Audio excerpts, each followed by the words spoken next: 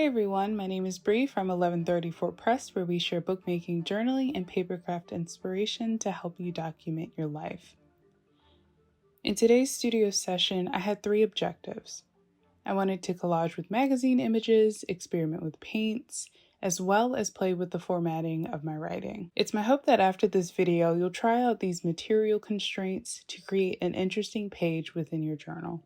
Somewhere early along in my creative journaling practice, I adopted the idea that junk journal artists don't use magazine images. Most magazines that are accessible to us are modern and glossy, which is basically the antithesis of most popular junk journal themes that are influenced by vintage and natural aesthetics. So, I inadvertently avoided magazines as a material. My thoughts have changed, however, since being exposed to different collage communities and seeing the work shared by the members of our Facebook group. If you're looking for more inspiration on using images in your journals, I highly recommend checking out the Instagram page Photo Trouvé Magazine, which is curated by one of my favorite collage artists, Twiggy Boyer.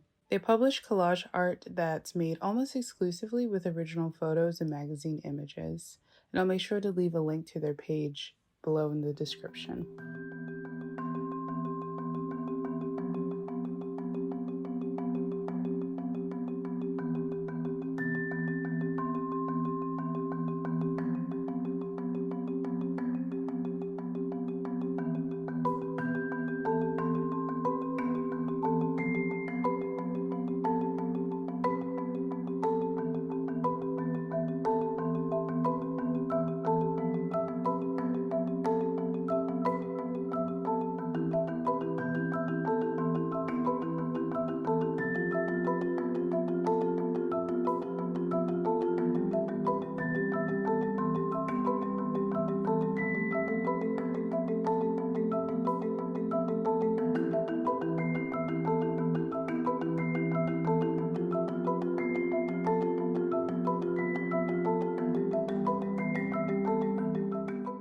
Despite not being used to using magazines in my journals, I have collected and have been given a few that sit tucked in the back of my closet. Each of the 10 magazines I own have over 100 pages, so instead of overwhelming myself with limitless possibilities, I limited myself to choose 3 images that inspired me from 3 random magazines. You'll see that I didn't end up using all of what I cut out, but it was enough variation to give me options.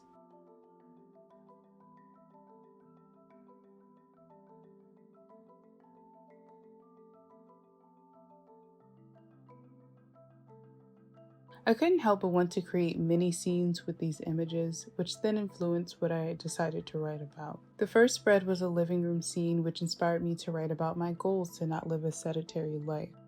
The next entry contained a field and cutout of a glamorous dress, which inspired me to write about dreams versus reality. Whatever you end up collaging, remember to have fun with it and experiment. I had no idea what would come of the page when I pulled out my paints and inks. What did transpire was a brief moment of flow state.